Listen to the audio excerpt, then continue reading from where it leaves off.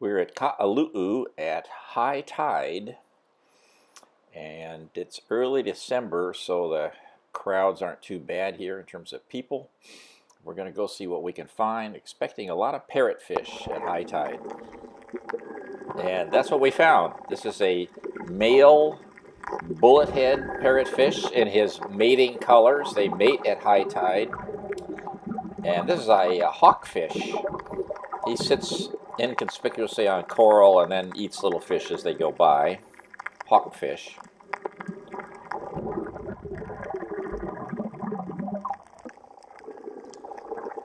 Here's an orange-spined surgeonfish.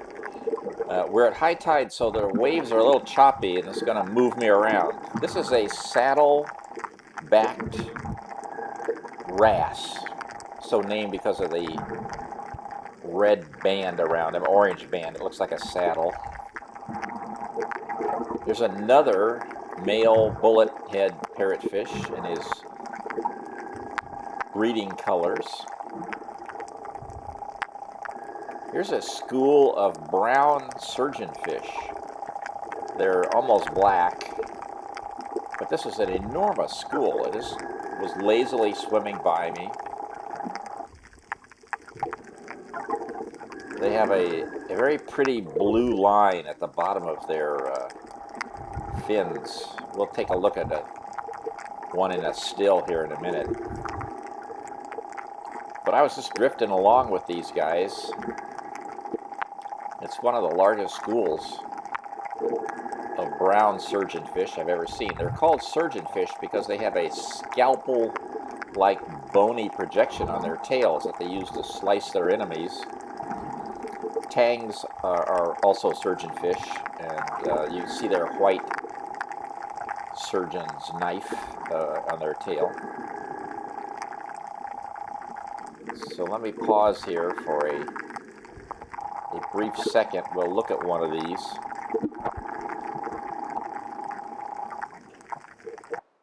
And there in the upper left corner you can see the blue line on the bottom of the brown surgeonfish.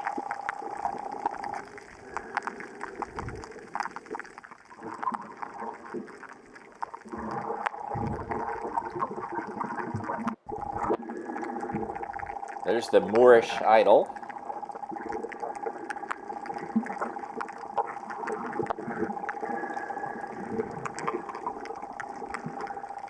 And here's some convict tangs. These are also surgeonfish. They have tiny little scalpel-like things on the base of their tail. And there's two black durgeons with the blue lines feeding with them. Black durgeons are actually triggerfish because they have a spine at the top of their dorsal fin that acts like a trigger. It raises up their hackles. This one has the breeding colors. You can see the top of its head has got those bluish-green lines. So here at high tide, it's pretty interesting to look at these fish. This is a pink-tailed durgeon. They're very shy, hard to get close to these guys. Now this is interesting. These are two pairs of thread-fin butterfly fish. And I don't know if they were breeding or what, but they were being harassed by a whole bunch of tangs that ultimately chased them off. It might be that these tangs are just being territorial.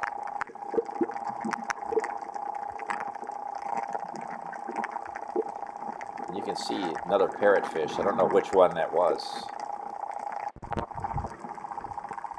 Alright, there's a saddle wrasse in its breeding colors. So the males turn on a white band when they're ready to breed.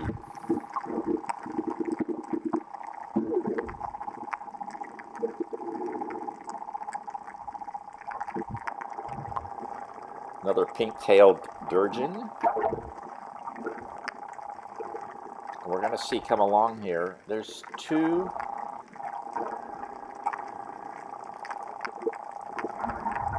black durgeons here, and they're chasing each other. Notice you can see the front one is flushed orange in the face. That's what happens when they get mad. Okay, now we're coming up to a whole harem of ember parrotfish. The ember parrotfish is the largest parrotfish on the reef. There's the male, and he's got a harem around him of a dozen or so female ember parrotfish.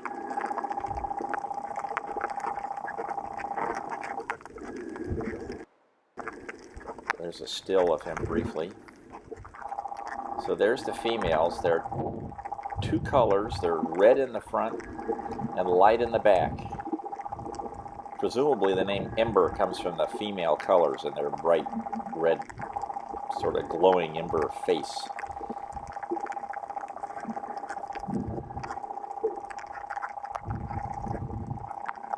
There's a couple more right there.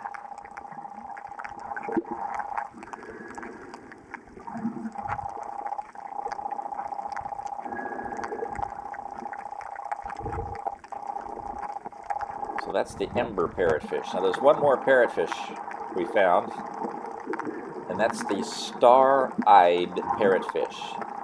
It feeds over this rock and sand as opposed to over coral, and it's recognized by a face with an eye that has these pink lines around it.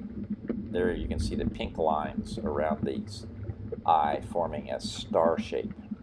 Star-eyed parrotfish. This is a male. The females are very indistinct, white and smaller. And at the end of our snorkel, Mr. Green Turtle decided to make an appearance. He caused a lot of excitement around us. But if we just drift along quietly with him, he will ignore us and let us take his picture.